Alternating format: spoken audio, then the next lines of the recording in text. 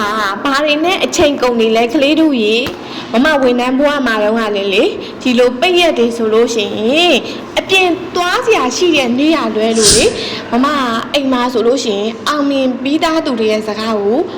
နေတိုင်းနားထောင်နေဒီလိုပိတ်ရက်တွေဆိုလို့ရှိရင်တနေကုန်နားထောင်တာနော်သူတို့ကိုနားထောင်နေရရင်ပဲအရန်ပြောပြီးတော့လေနောက်ပိုင်းကျတော့ဘာဖြစ်လာလဲဆိုတော့ဟာ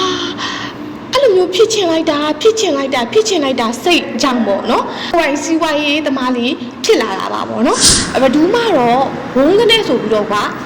ဖြစ်လာတာမဟုတ်ဘူးငါဒီလုံးဝမလုပ်ချင်တော့ဘူးငါကိုယ်အိုင်းစီဝါရေးလုပ်ချင်တယ်ဆိုပြီးချက်ချင်းဖြစ်လာတာမဟုတ်ပါဘူးကလေးတို့ရဲ့ဒါကြောင့်မို့လို့အခုတည်းကနေစပြီးတော့ကိုယ်ပိုင်စီဝါရေးလုပ်ချင်တယ်ဆိုရင်ဘယ်နယ်ပယ်မှာအောင်မြင်ချင်တာလဲအဲ့နယ်ပယ်မှာအောင်မြင်ပြီးသားသူတွေရဲ့စကားကိုနေတိုင်းနားထောင်မှအချိန်အားတိုင်းနားထောင်မှကလေးတို့ရေကိုယ့်ရဲ့တန်ဖိုးရှိတဲ့အချိန်တွေကိုအသုံးမဝင်တဲ့နေရာတွေမှာတွားပြီးတော့အသုံးမချမိပါစေနဲ့နော်